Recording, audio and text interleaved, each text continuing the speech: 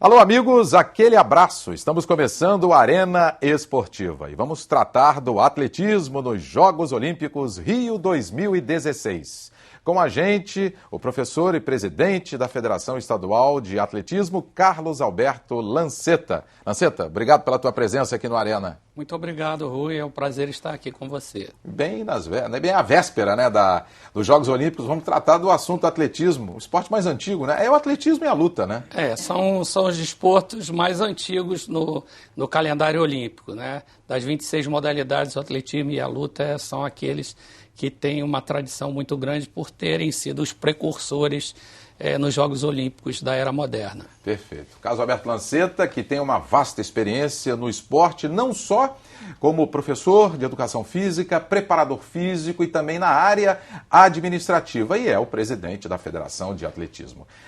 O atletismo e o esporte, ele é aquele que mais distribui nos Jogos Olímpicos as medalhas. São 141, sendo 47 de ouro. A história do atletismo no Brasil em Jogos Olímpicos registra 13 medalhistas. Eles conquistaram 14 medalhas para o país. Dessas, 4 foram de ouro, 3 de prata e 7 de bronze.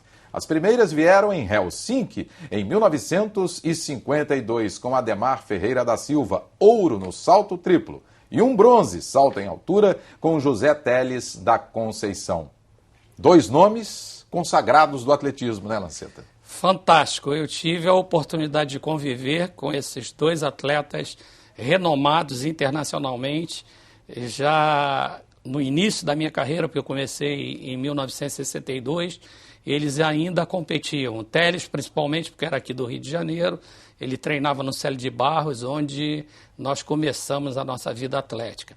E o Ademar, posteriormente, quando ele já dirigente da Confederação Brasileira de Atletismo, tivemos a oportunidade de viajar juntos para os Jogos Olímpicos de Montreal em 76 e, posteriormente, os Jogos Olímpicos de Moscou, onde tivemos a convivência muito importante para os nossos jovens atletas e principalmente para a gente que está no meio do atletismo, e conviver com atletas desse nível sempre nos traz um conhecimento muito grande. Você falou da convivência com esses ex-atletas consagrados, né?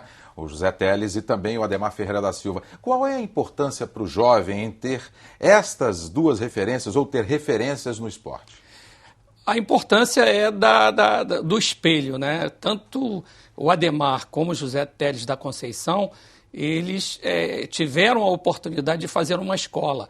Depois do Ademar, nós tivemos o Prudêncio, que foi medalhista, depois o João Carlos de Oliveira, o João do Pulo, que também foi medalhista olímpico, tivemos o Jadel, e da mesma forma com o José Teles da Conceição. Nós tivemos uma sequência muito boa de grandes velocistas, principalmente aqui no Rio de Janeiro, o Joy Sato, que era um atleta do Flamengo, um descendente da colônia japonesa, tivemos o Afonso Coelho, tivemos Araquém Hipólito da Costa, todos atletas, Rui e Delmo da Silva foram atletas já consagrados, Nelson Rocha dos Santos, Altevira Araújo, e mais recentemente foram atletas inclusive treinados por mim lá na antiga equipe da Universidade Gama Filho, que era o Robson Caetano e o Arnaldo de Oliveira, que também foram medalhistas olímpicos. São todos nomes aí consagrados. O atletismo, infelizmente, não está muito bem, não vai bem em nosso país. Na última Olimpíada, nós não conquistamos medalhas, quer dizer, o Brasil.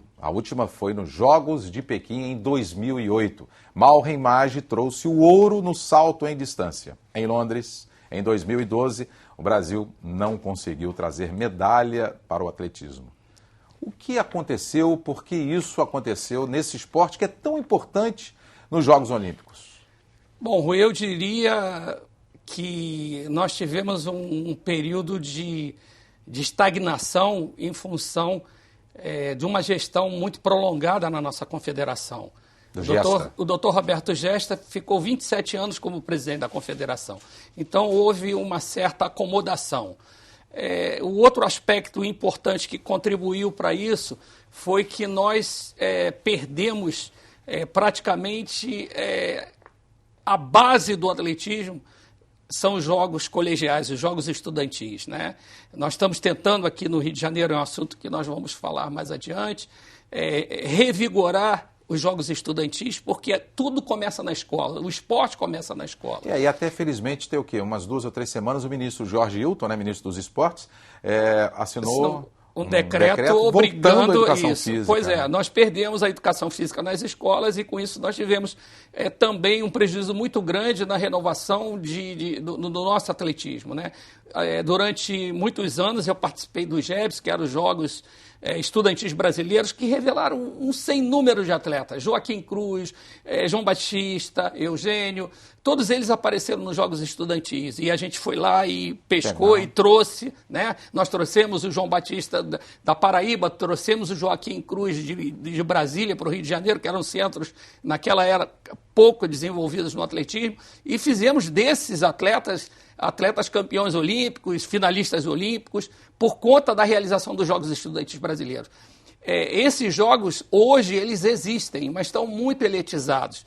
E é da massificação dos Jogos Estudantis, da importância que os municípios e os estados dão aos Jogos Estudantis, é que a gente pode ter um melhor produto de atletas, principalmente no atletismo. E é como no futebol também, né? Porque é ali onde está a massa, conforme você mesmo disse, né? Assim, ou no interior ou no subúrbio, que a gente sempre teve bons jogadores, né? Craques, inclusive. E com essa elitização, conforme você citou, fica um pouco difícil, talvez, então, por isso que o Brasil não tenha conquistado medalha no atletismo, porque é um trabalho feito ao longo de anos, né? Porque nas outras modalidades, de uma maneira ou de outra, você tem a prática nos colégios privados. Uhum. Então você vê o voleibol, a natação, você consegue tirar as crianças dos colégios privados. Mas o atletismo e o futebol, basicamente, que são das classes mais humildes, menos favorecidas socialmente, você tira dos colégios estaduais, municipais. Né? São colégios do governo. E com a não realização dos Jogos Estudantis, tanto municipais como estaduais e os Jogos Estudantis brasileiros, a gente perdeu a oportunidade de revelar novos talentos.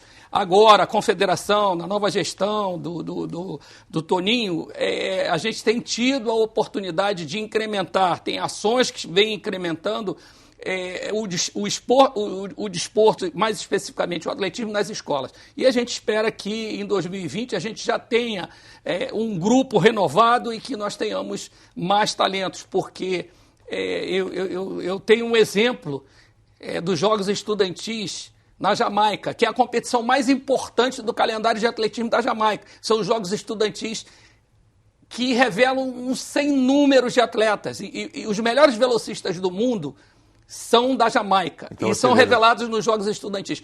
E a característica do jamaicano, clima, biotipologia, são idênticos dos nossos atletas brasileiros. Então eu acredito que com a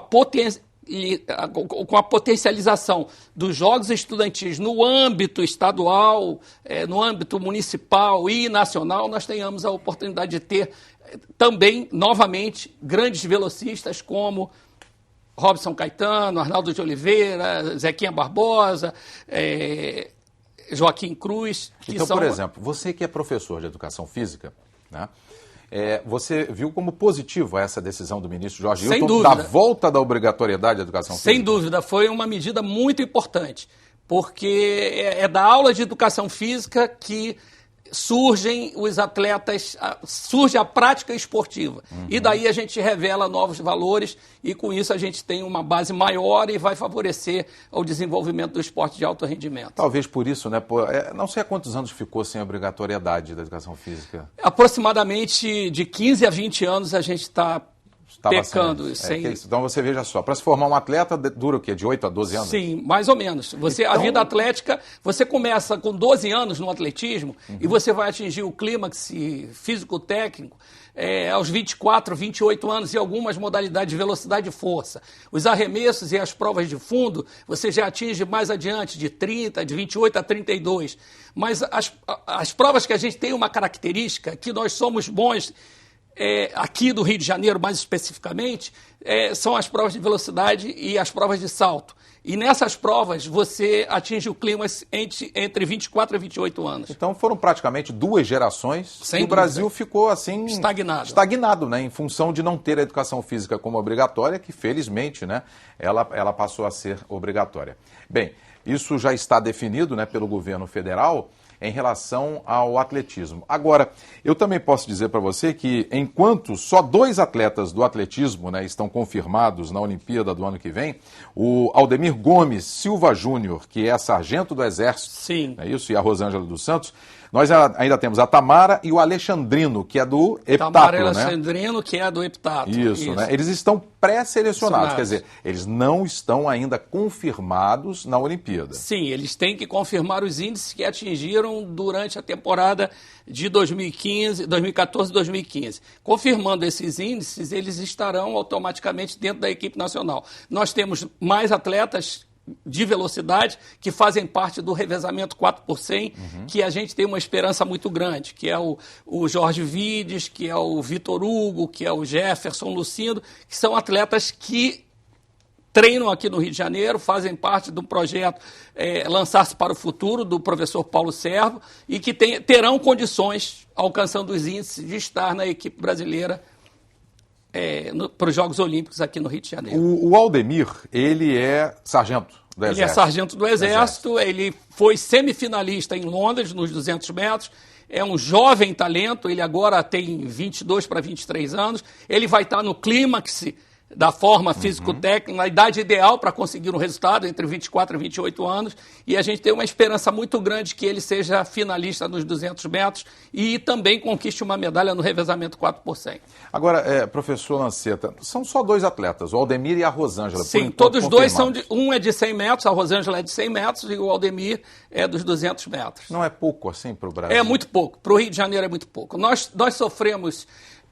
Rui, muito por conta da interdição do único estádio de atletismo do estado, que é o estádio Célio de Barros.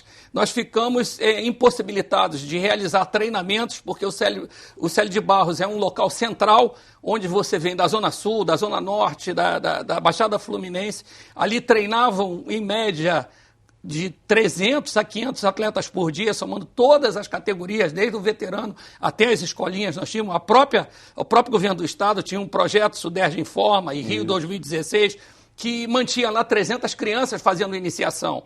E com a interdição do Célio de Barros, que aconteceu em 9 de janeiro de 2013, nós ficamos impossibilitados. E depois veio o Engenhão, né? Pois é, não só de fazer de fazer os treinamentos, como também as nossas competições. E depois veio também o Engenhão, né? Sim, o Engenhão aconteceu também a mesma coisa. Só que o Engenhão a gente só treinava, porque o Engenhão nós só podíamos realizar as competições de alto nível, porque os custos eram muito altos. O estádio de atletismo mesmo, do atletismo, a casa do atletismo, era o estádio Célio de Barros. Perfeito. Nós já vamos voltar no Arena Esportiva. Vejam só, cada detalhe que o Lanceta dá é muito importante, porque ele é homem não só do atletismo, ele é homem do esporte, porque ele começou no futebol como preparador físico dos 4 grandes clubes aqui do Rio de Janeiro. E ele tem uma vasta experiência no esporte de uma maneira geral, é uma pessoa muito rica em termos de detalhes do atletismo e do esporte em geral. Mas já a gente vai voltar a falar sobre o atletismo nos Jogos Olímpicos Rio 2016.